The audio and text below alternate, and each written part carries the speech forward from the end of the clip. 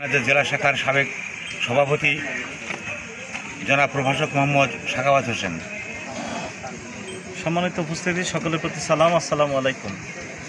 আপনারা জ্ঞাত হয়েছেন ইতোমধ্যে আমরা আমাদের প্রাত্যহিক কর্মসূচির অংশ হিসেবে যে গণসংযোগ ও লিফলেট বিতরণ সেটা সম্পন্ন করেছি। এই মুহূর্তে আমরা অবস্থান করছি ঝিনাইদহ সদর উপজেলার পাগলাকানা ইউনিয়ন, 7 নম্বর পাগলাকানা ইউনিয়ন। সেখানে জামতলা নামক জায়গায় আমরা এই বাজারে লিফলেট বিতরণ করে মোটামুটি মানুষের কাছে পৌঁছাচ্ছি, প্রতিদিনই কাজ করছি। আসলে বাংলাদেশের রাজনীতি আপনারা জানেন যে একটা যাদের পেশি শক্তি আছে, কালো টাকা আছে, তারা নানানভাবে মানুষকে ম্যানিপুলেট করে, মানুষকে ভুল বুঝিয়ে তারা ভোটের সময় খুব সক্রিয়ভাবে মাঠে নামে। আমরা ইতিপূর্বেই কাজ করছি এবং নতুন দল হিসাবে, নতুন প্রার্থী হিসাবে আমরা চেষ্টা করছি প্রতিটা মানুষের কাছে পৌঁছানোর এবং প্রতিদিনই আমরা গণসংযোগে বের হচ্ছি।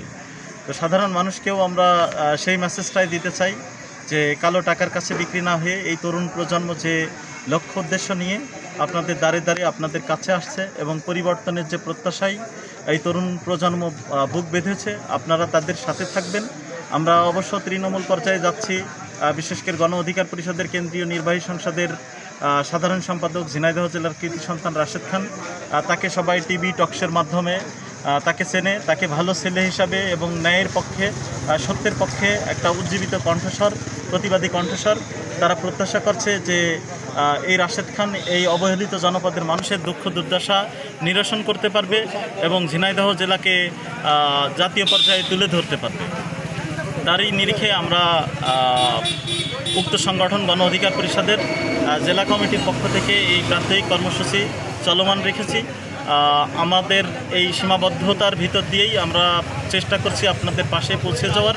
আমাদের সহযোগিতা করবেন, আমাদের পাশে থাকবেন, আমাদের জন্য দোয়া করবেন, যেন যে লক্ষ্য উদ্দেশ্য নিয়ে এবং শহীদদের যে ত্যাগ তিতিক্ষা, তাদের যে স্বপ্ন, সেই স্বপ্নকে যেন আমরা বাস্তবায়ন করতে পারি এবং বাংলাদেশের যে প্রথাগত রাজনীতি, সেই রাজনীতির বৃত্ত ভেঙে এক নতুন বাংলাদেশের জন্ম দিতে পারি।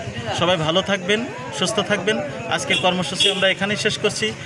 আগামীকাল আমাদের কর্মসূচি হবে ঝিনাইদহ সদর উপজেলার গোয়ালপাড়া বাজারে ইনশাল্লাহ। সবাই ভালো থাকবেন। আসসালামু আলাইকুম।